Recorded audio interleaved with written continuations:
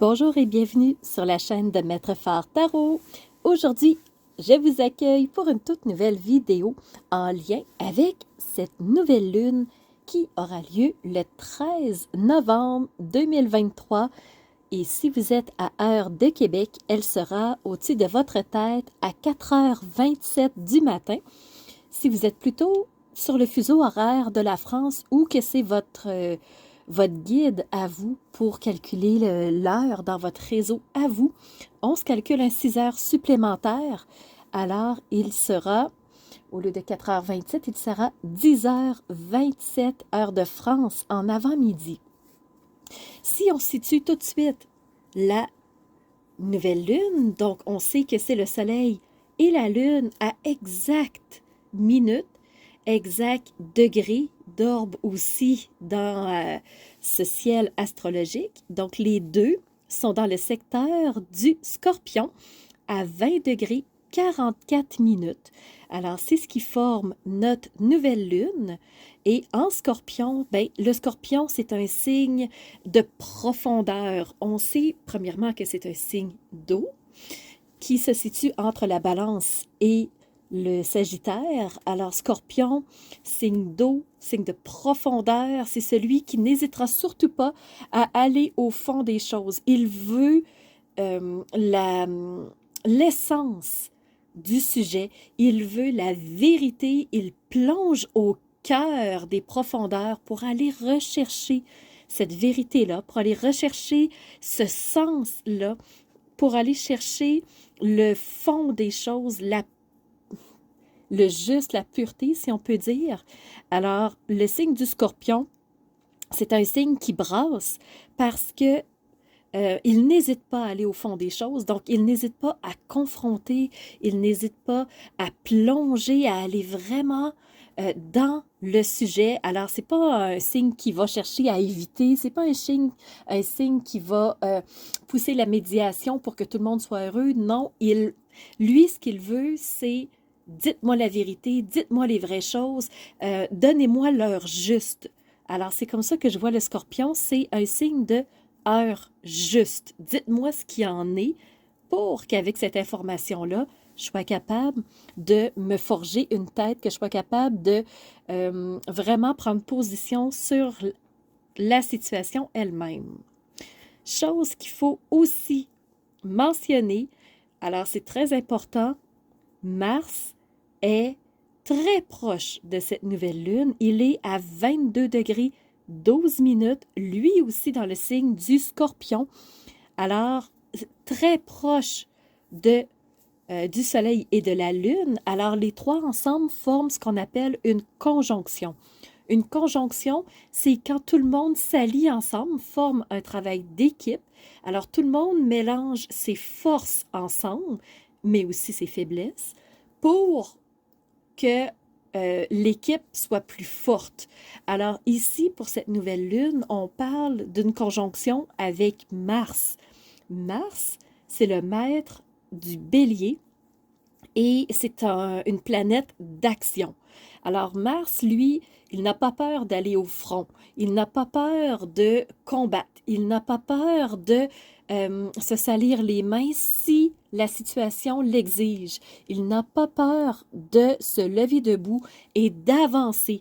Alors c'est vraiment une planète de feu, une planète fonceuse. Alors Mars étant très proche de cette nouvelle lune et qui plus est dans le signe du Scorpion, ben on peut sentir les remous aussi. Alors, est-ce que ça va nous amener pour cette nouvelle lune du 13 novembre des tensions? Si oui, à quel niveau? Donc ça va être à regarder, à analyser, à observer dans le ciel aux alentours du 13 novembre. Comme je dis toujours, quand je fais une analyse et quand je fais les 12 signes, alors c'est toujours une énergie qui vient nous envelopper. Ça peut être un peu avant la date précise, mais chose certaine, elle va nous habiter, elle va nous accompagner jusqu'à la prochaine lunaison qui, elle, va être à la fin novembre. Alors, sincèrement, que Mars soit si proche, ben on va se sentir poussé à dire les choses, on va se sentir poussé à passer à l'action, on va se sentir vraiment soulevé et ça se peut aussi qu'on veuille protéger nos valeurs, qu'on veuille, euh, oui, qu'on veuille défendre ce qui est important pour nous. Ça peut être de par les actions physiques. Donc, c'est là où je parle peut-être d'un possible conflit, de tension, d'aller au front. Alors, reste à voir qu'est-ce qui va se passer ou est-ce qu'on va vraiment vouloir se tenir debout dans nos convictions d'être humain, de dire je me tiens debout, non pas dans la violence, non pas dans la force, non pas dans la répulsion, non pas dans la répression par rapport à l'autre, mais est-ce que je vais tout simplement me tenir debout et être assez fort pour défendre ce qui est important dans le sens de non, la limite, elle est là. Il n'y a personne qui peut dépasser ces limites-là. Je ne serai pas dans la violence, mais je vais être dans l'affirmation de cette importance-là. Alors, reste à voir comment ça va jouer. Je vais tout de suite aller voir une deuxième conjonction. Ce que j'ai mentionné, ce que j'ai euh, mis sur ma feuille, vous allez voir à l'écran aussi, dans le signe de la balance, alors juste ici, vous voyez qu'il y a énormément d'invités dans ce secteur astrologique. Ce qu'on voit, ben, on voit d'abord Vénus qui est à 5 degrés 30 minutes. Elle ne fait pas partie de la conjonction, elle est beaucoup trop loin en termes de minutes et de degrés d'orbe. Par contre, si on prend le temps de regarder juste en dessous, on voit qu'il y a énormément de choses. Il y en a à 21 degrés. 21 degrés, il y en a deux. Donc, 2 à 21 degrés, c'est une conjonction pile.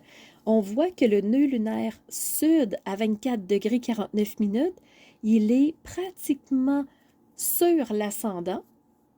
Et on voit aussi, dans le fond, la part de fortune qui, elle, est à 25 degrés 5 minutes, pile sur l'ascendant. Ben, du ciel, en tout cas, de cette nouvelle lune-là. Alors, on voit qu'il y a énormément de choses qui bougent, beaucoup d'énergie aussi dans ce seul secteur astrologique. Quand je regarde le ciel de façon générale, avant de commencer à discuter des aspects, je remarque que si je sépare en deux sur la hauteur, là, sur la verticale, et que je regarde la partie de droite, je constate que la grande majorité des planètes, des astres astéroïdes sont rétrogrades. Alors rapidement, on voit que Vesta en Cancer est rétrograde. Dans le signe du Taureau, on sait, on a deux planètes rétrogrades, Uranus et Jupiter. Dans le signe du Bélier, on a aussi deux invités qui ne sont ni des planètes ni des astres. Premièrement, on a Chiron qui est un astéroïde rétrograde. Nœud lunaire nord rétrograde, lui, il est toujours, il ne sera jamais direct. Dans le signe du Poisson, on a uniquement Neptune qui est rétrograde. Saturne est repassé direct. Alors, il n'aura même pas fait son entrée dans le Verseau qu'il repart en marche directe. Alors, il s'est éloigné beaucoup de Neptune et il va tout simplement tranquillement marcher vers, mais ils ne se rejoindront pas. Dans la partie gauche de cette séparation fictive que j'ai faite, donc, ce que je remarque, c'est que tous sont directs. Alors, on a Pluton, Vénus, les astres, bien entendu, Mars, Mercure, tous directs, sauf le nœud lunaire sud, bien entendu, comme le nœud lunaire nord. Les deux sont toujours rétrogrades. Alors, je plonge maintenant dans les aspects. Ça y est, je me mouille, on y va. Alors, les aspects qui touchent à cette nouvelle lune seulement, parce que vous voyez que c'est un ciel avec énormément d'aspects, c'est des lignes. Les lignes, c'est des aspects en astrologie. Et on voit qu'il y a énormément de lignes rouges, beaucoup de lignes à défi. On a quand même des lignes bleues qui sont des lignes d'énergie supportante, dynamisante. C'est surtout des trigones, on est bien content de ça. On a 2 sextiles, on a 4 trigones, mais somme toute, beaucoup plus de rouge, donc beaucoup plus de conflits, de défis, de, d'opposition, de vraiment des énergies qui nous poussent à aller au-delà de nos limites pour se dépasser, pour avancer encore et toujours plus. On a quand même deux quinconces qui sont les lignes vertes, donc je ne m'arrête pas à ça parce que les deux quinconces ne touchent pas la nouvelle lune. Ce qui touche notre nouvelle lune, en fait, c'est qu'on a des oppositions. On a Lune, Soleil et Mars, donc les trois qui sont en opposition avec Uranus. Uranus qui est dans le signe du Taureau complètement en face. Alors, le fait qu'on ait cette opposition-là avec la nouvelle lune, Uranus signifie cette planète du changement, cette planète de la transformation, des surprises, de l'éveil. Alors, moi, ce que ça vient me dire pour cette nouvelle lune, c'est comme si on n'était pas réveillé sur certaines choses. C'est comme si on nous empêchait d'accéder à cette vérité, d'accéder à cette profondeur-là que le signe du Scorpion recherche tant. Je vous le disais du départ que le Scorpion, ce qu'il veut, c'est l'information juste, ce qui est au plus profond des choses. Alors, c'est comme s'il y a, en tout cas du point de vue astrologique du moins, il y a cette opposition avec Uranus, comme si on nous empêchait d'avoir accès à cette profondeur-là, parce que Uranus étant le changement, mais aussi la planète de l'éveil. C'est comme si c'était encore masqué, comme si c'était encore voilé, cette information-là. Et on sait que le taureau, c'est un signe ancré, c'est un signe de terre, c'est un signe qui cherche à être solidement ancré dans ce qu'il est, dans ce qu'il possède. Et Uranus, planète de l'éveil, étant dans le signe du taureau, il nous manque quelque chose pour être pleinement éveillé, pour être pleinement conscient et prendre une décision assumée. Mars est lui aussi en opposition avec Uranus, certainement, parce qu'il est en conjonction avec la nouvelle lune, on en parlait, ce travail d'équipe-là. Alors, le fait que Mars, la planète de l'action, soit en opposition avec la planète du changement, de l'éveil, des surprises, c'est comme si quelque chose va être stagnant. Alors, on n'est pas complètement dans cette action-là. On a un peu les mains, les poings liés, peut-être la bouche bâillonnée, comme si on ne pouvait pas être dans le juste, dans le vrai, dans le fond des choses. Donc, les énergies bougent encore, c'est sûr et certain, mais ça avance, ça évolue. On a aussi un carré entre la nouvelle lune et la lune noire, qui est dans le signe du lion toujours. Alors, le fait qu'on ait ce carré-là, c'est un défi. Et en quoi ce défi-là va nous toucher pour la nouvelle lune? C'est que la lune noire signifie ce qu'on nous cache. C'est les informations qui sont voilées, qui sont floutées. La lune noire représente notre jardin le plus secret. Alors, elle ne va pas donner l'accès à n'importe qui. Elle ne va pas s'ouvrir à n'importe qui. Alors, la lune noire protège notre jardin secret. Et c'est ce qui fait que c'est difficile d'avoir accès à ces informations-là parce qu'elle en cache l'accès. Le fait que la nouvelle lune soit en carré avec la lune noire, c'est on n'arrive pas à avoir accès aux informations. On sent qu'il nous manque des informations, on ressent en nous, mais on n'est pas capable de mettre le doigt sur ce qui manque. Il faut aussi dire qu'une nouvelle lune, vu que le soleil et la lune sont sur le même degré d'orbe, les mêmes minutes, la lune n'est pas éclairée par le soleil. Elle est présente, mais on ne la voit pas. C'est un peu comme une lune noire. Et c'est un peu cet effet-là que la lune noire va avoir comme effet sur notre nouvelle lune, donc doublement noire, doublement invisible. C'est qu'on ne verra pas la lune de nos yeux humains. On sait qu'elle est là, mais elle ne brille pas parce qu'elle n'est pas éclairée par le soleil. Et la lune noire, elle occulte des informations. Donc, pour cette nouvelle lune, c'est sûr qu'on va ressentir qu'il manque quelque chose. Alors, attention au feu aux poudres avec Mars en action, qui lui veut avancer, qui lui veut aller de l'avant, mais premièrement, il manque un éveil avec Uranus en taureau. Deuxièmement, on a un carré avec la lune noire qui est en lion, qui masque des informations. Alors, ça peut très bien mener au front, mener à la confrontation, mener au... Là, ça va faire. Je suis tannée d'avoir les mains reliées, les mains attachées, les pieds attachés et ne pas pouvoir avancer. Fait que Mars s'agite dans ce signe du Scorpion. Quoi vous dire de plus? Ben, on va terminer l'analyse astrologique sur de bonnes notes, par exemple. Alors, cette conjonction-là, nouvelle lune et Mars, toutes deux sont en trigone avec Neptune. Neptune, oui, rétrograde, dans le signe du Poisson. Alors, quelle couleur ça va avoir dans notre nouvelle lune? C'est que Neptune, c'est la planète de l'imaginaire, la planète de... Je conceptualise dans ma tête un nouveau concept, quelque chose que j'aimerais atteindre, quelque chose qui serait différent et qui me permettrait de me développer différemment, qui me permettrait de briller différemment. Alors, Neptune, c'est cette bouffée d'espoir dans un ciel sous tension, dans un ciel assez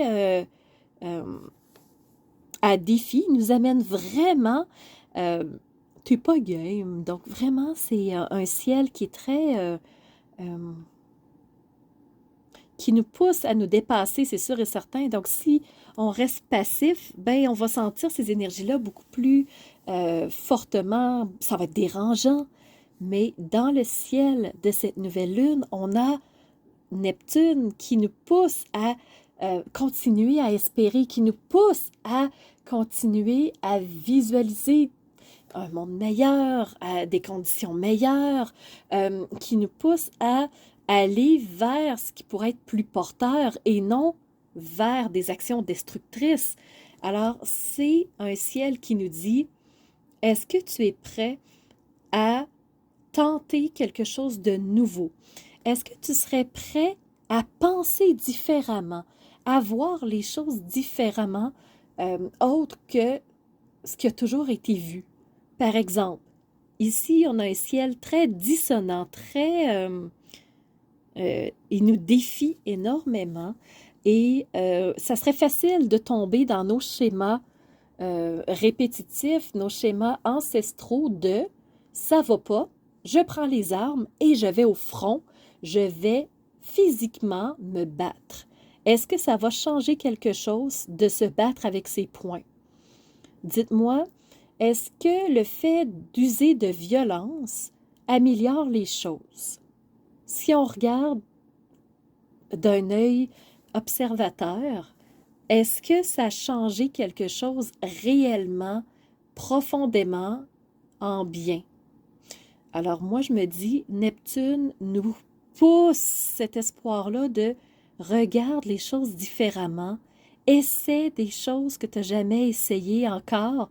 Alors Mars, c'est la planète de l'action, essaie des nouvelles actions, essaie des nouvelles formes de communication, essaie quelque chose de d'innovateur, parce que Neptune, c'est l'innovation dans la création imaginaire.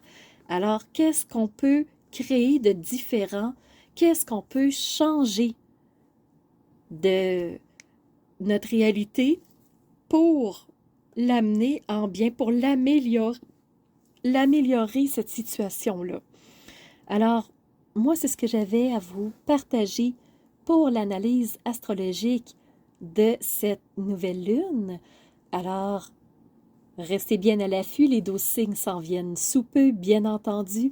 Ils seront prochainement accessibles. J'espère que la façon de fonctionner que je prends au quotidien vous plaît. J'espère que vous aimez ma façon de partager les informations. N'hésitez pas à me mettre en commentaire. Et moi, de mon côté, je vous remercie du fond du cœur d'être toujours présent, de me permettre de pouvoir continuer à faire ce que j'aime, d'être vu de plus en plus en likant la vidéo. Donc, les algorithmes de YouTube comprennent que vous aimez ce que je fais et continuent à me propulser pour que d'autres me voient, d'autres m'entendent. Et si vous voulez, libre à vous, toujours possibilité de faire un don par rapport à ce que je fais, parce que ma chaîne n'étant pas monétisée, je ne retire aucun avantage financier à faire ces vidéos. Et je vous partage sincèrement que ce que je fais me prend une semaine de création, autant l'analyse astrologique en montage vidéo par la suite, tourner toutes les vidéos, autant l'analyse astrologique que les 12 signes. Donc, ça me prend énormément de temps et je le fais avec le cœur, mais sincèrement, ça prend beaucoup, beaucoup de mon temps. Ça me prend 2 semaines sur les 4 du mois pour filmer, faire le montage, mettre à disposition sur YouTube, faire les vidéos, les vignettes, faire la promotion. Donc, ça demande énormément. Ce qui fait que si vous voulez me soutenir, ben, ce sera grandement apprécié. Alors, moi, je vous donne rendez-vous pour les 12 signes qui rouvrent. Sinon, on se revoit pour une prochaine analyse astrologique qui sera, cette fois-ci, pour la pleine lune de la fin novembre. À bientôt tout le monde. Alors, c'est ce qui fait tour de ma présentation, point de vue astrologique. Alors, j'espère que vous avez aimé cette analyse-là. Si c'est le cas, n'hésitez surtout pas à mettre un pouce en l'air et surtout continuez de vous abonner. Je vois qu'il y a beaucoup de nouveaux qui viennent me rejoindre. C'est vraiment... ça fait chaud au cœur de voir que ça montre, que les gens s'intéressent à ce que je partage comme information. Et n'hésitez surtout pas à me laisser des commentaires de ce que vous avez aimé, de ce qui vous a rejoint. Et je vous laisse aussi mon adresse courriel si vous voulez m'envoyer un message privé. Certaines personnes n'aiment pas laisser un message public que tout le monde peut lire. Alors, mon adresse courriel est info@maîtrephare.com. N'hésitez surtout pas si vous voulez entrer en communication avec moi. Et sous la vidéo, il y a toujours mes services qui sont dans le petit plus. Alors, vous pouvez savoir quel est mon univers, qui je suis, allez fouiller un peu plus sur moi. Et si vous avez besoin d'un tirage de tarot personnalisé, si vous voulez une analyse de votre carte du ciel de naissance, je peux vous faire ça avec grand plaisir. On peut aussi se rencontrer pour un coaching si vous avez besoin d'être guidé par rapport à un ou plusieurs domaines de vie pour faciliter votre route par la suite. Ça me fera plaisir. Alors, c'était Nancy de la chaîne Maître Phare Tarot qui vous offrait cette vidéo avec le cœur et n'hésitez pas à surveiller les réseaux sociaux. Vous savez que dans 48 heures, les 12 signes sortiront. Alors, on se revoit pour les 12 signes. À bientôt.